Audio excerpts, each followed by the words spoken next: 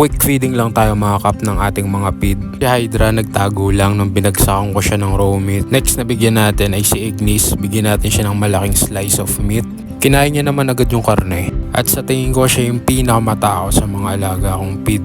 Pero hindi ako sigurado kung mauubos niya to. Parang masyadong malaki na bigay ko. Next naman nating papakainin ay ang ating Red Dragon. Kaso bigla na lang nagtago si Smug. Iwan na lang natin dito yung piece of meat, baka mamaya lumabas siya.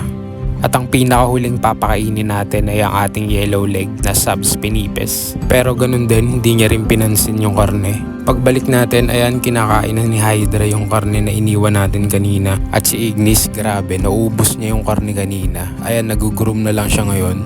Parang nasa fine dining lang eh. Next time mga kap, magpapakain na tayo ng live feeders para makita natin kung paano sila umatake.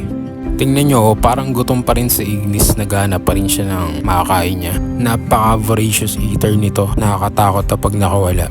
At ayun mga kap, di talaga ginalaw ni Smug yung raw meat na binigay natin sa kanya. May nalaman siguro to.